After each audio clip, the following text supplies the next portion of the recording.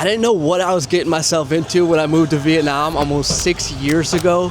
At first, everything seemed like total chaos. It did take me a while to adapt, but it didn't take too long for me to realize that I would live here a very long time and maybe never go back to the US. Vietnam is a crazy place. It's loud, it's busy, there's constantly moving parts, and sometimes it seems like it never settles down. But surprisingly, I'm completely comfortable now, and when I go back to America, I have more feelings of stress and anxiety than I ever do in Vietnam. I really think the people around you affect your attitude and your mood, and now when I go back to America, I feel really disconnected from people. Besides your friends and your family, it's really hard to interact with anybody. And you might think that sounds normal, like of course you wouldn't randomly interact with strangers, right? But here in Vietnam, everybody seems more connected, like nobody's actually strangers. Every day I walk around the neighborhood, I say hi to everybody, everybody says hi back. When you're buying food from the local markets or even in the convenience stores, you almost always chit-chat a little bit. It's not just a quick transaction and get out of there. I feel like everyone in America is just so busy, so rushed, just focused on the everyday grind. Money seems to be the biggest concern for most people. And that's fair when you're struggling to pay the bills every month. But here in Vietnam, material things are less important. Nobody cares how big your house is, what kind of car or motorbike you drive. Everybody works hard here as well, but when they come home after work, everyone's gonna sit down, have dinner with their family. In the evenings, all the uncles will sit out, the different neighbors, drink some beers together, chat shit. Despite the low income, nobody seems to be stressed about money or little things, and everybody just enjoys themselves every single day.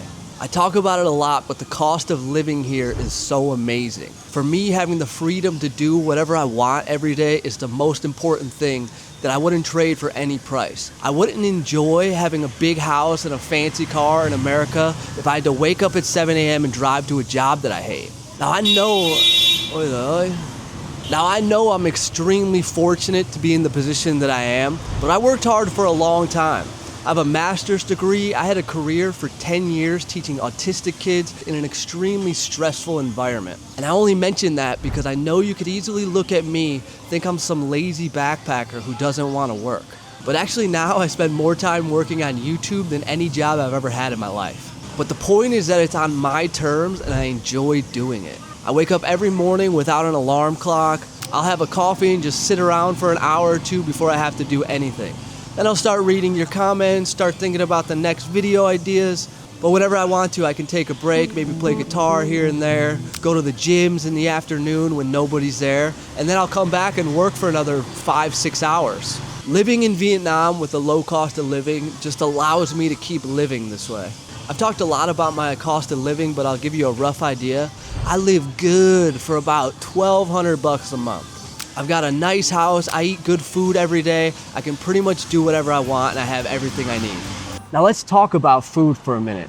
You can't really realize just how shit the food in America is until you've been outside of the country.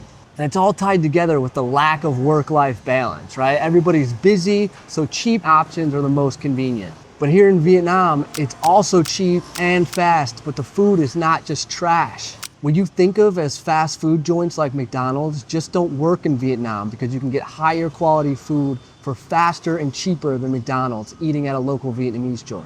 Here I'm eating a dish called hủ tiếu. It's just egg noodles, some meat, a bunch of greens and herbs, a salty pork bone broth. This meal costs about $1.50. It's delicious and really healthy. And it took about 3 minutes to come out after I sat down and ordered. Let me tell you a quick story while I eat. I'm a die-hard Chicago Bears NFL football fan.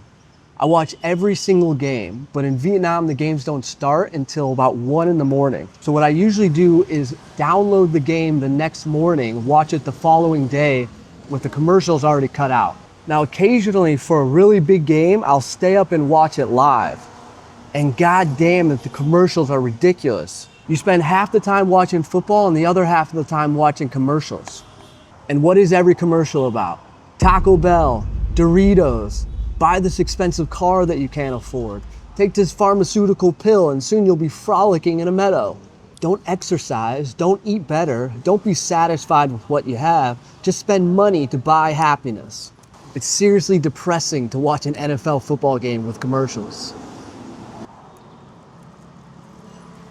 Let's get into healthcare a little bit. I think by now everyone knows that the healthcare system in America is a giant scam.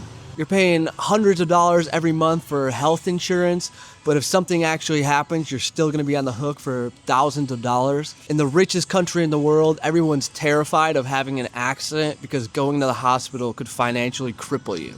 Here's the truth. You're getting ripped off by greedy people, and it doesn't have to be this way. I made it almost 5 years in Vietnam without ever going to a hospital or seeing a doctor. I was really lucky until I wasn't.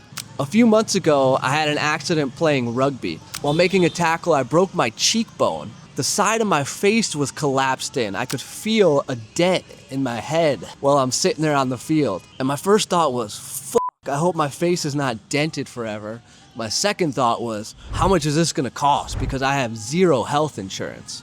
So I go off the field. They take me in an ambulance to the emergency room. All of the x-rays, standard stuff in the emergency room, they say you gotta have surgery right away. Go into surgery that night, 3 screws placed in the bone here. They made me stay in the hospital 4 nights extra. This was a little bit overboard, but they wanted to give me antibiotic shots every couple hours. So I stayed in a private room for 4 nights in a really nice part of the hospital. 3 meals a day, really good setup.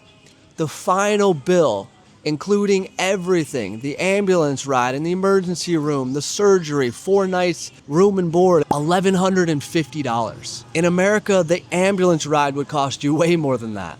And just in case you're wondering, the quality is very high. Most of the doctors here, even in the local public hospitals, they've all studied in Australia or Europe or America. So it's the highest level you could hope for. And it costs you almost nothing.